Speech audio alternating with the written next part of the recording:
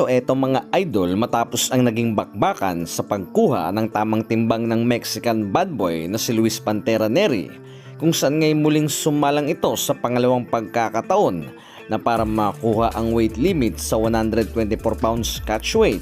ay muling nabigo ito sa pangalawang salang. So overweight pa rin ito mga idol na halos walang nagbago sa pagpiga nito sa kanyang weight, kung kaya't dito na rin ay pumayag naman na ituloy na rin ang laban na ayon nito sa Casimero Brothers. Subalit ayon sa kasunduan na base sa kontrata ay nakahanda itong magbayad ng multa. So ayon na rin sa ilang balita ay bukas ng umaga sa bansang Japan June 6 ay muling sasalang si Luis Nery sa weight scale na para sa weight limit sa 134 pounds. So ibig sabihin nito mga idol ay wala pa ring ligtas si Luis Nery sa kanyang ginawang pag-overweight, kung saan ngay ang babantayan dito ay hindi dapat lalagpas sa 134 pounds bago ang laban, na ganito ang nangyari kay Cuadro Alas noon nung nakakalaban nito si American-Mexican fighter Saul Sanchez sa Japan.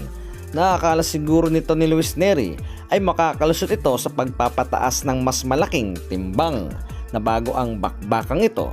nasabihin na nating 134 pounds lamang itong si Pantera, nang dahil sa hindi ito pwedeng magsagad ayon sa napagkasunduan ay rito naman pwedeng umangat pa si General Casimero sa 145 pounds. So estimated ko lamang ito mga idol na kung ganito nga naman ang mangyayari ay sigurado na ang paggulong ni Luis Nery sa itaas ng boxing ring, na kung mapatamaan ng solid ni Angas ng Pinas. Subalit ayon sa balita ay isang araw sa posibleng naging problema ni Luis Nery kung bakit hindi nakuha ang tamang timbang ay dahil sa kakulangan sa training at pagbiyahe sa Japan na naantala, at ang bagaheng nawawala pa umano na malayo sa sinasabing sinadya ng kampo ni Nery ang mag-overweight, na mahirap nga naman yun nang dahil sa aware itong si Luis Nery na kung mag-overweight ito ay magbabayad ng multa na ayon sa kontrata. So medyo nagkagulo na rin mga idol sa pagitan ni Luis Nery at ng ilang mga media, kung saan ngay bantay sarado na ito na para sa kanyang pagkuha ng timbang. So namili na rin ang dalawang boxer na ito ng kanilang gagamiting boxing gloves,